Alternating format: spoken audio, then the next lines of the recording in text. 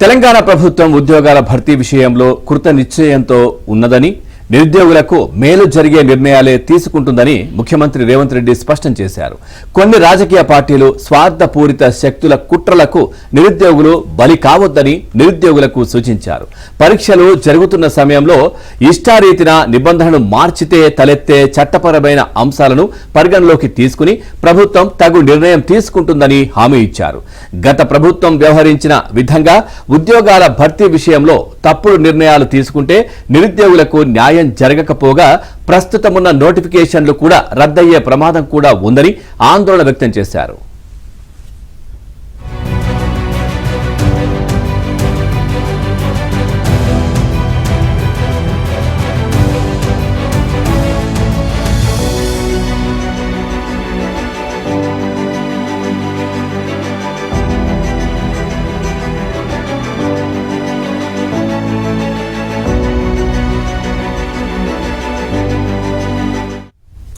Group 1 సహా ప్రభుత్వ ఉద్యోగాల భర్తీ అంశంపై నిన్న నిరుద్యోగులు నిర్వహించిన ఆందోళన నేపథ్యంలో సీఎం రేవంత్ జూబ్లీహిల్స్ లోని తన నివాసంలో సాయంత్రం ప్రభుత్వ ప్రధాన కార్యదర్శి శాంతికుమారి సహా సంబంధిత అధికారులతో పాటు పలువురు ప్రజాప్రతినిధులతో సమావేశం ఏర్పాటు చేశారు. ఓవరాల్ గా ఈ అంశానికి సంబంధించి మరింత సమాచారాన్ని మా కరెస్పాండెంట్ రాజేష్ అందిస్తారు. రాజేష్, పూర్తి డీటెయిల్స్ ఏంటి?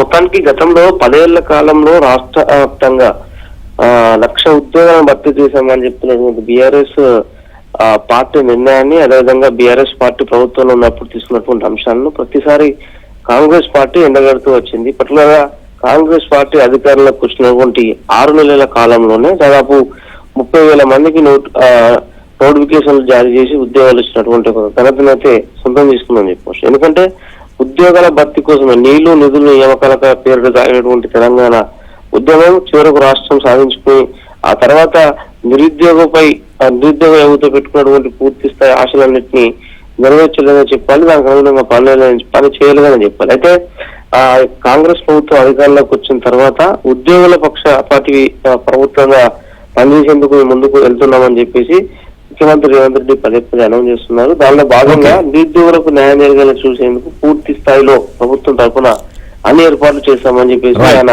స్పష్టమైన హామీ ఇస్తున్నారు. Thank you Rajesh, thanks for the updates.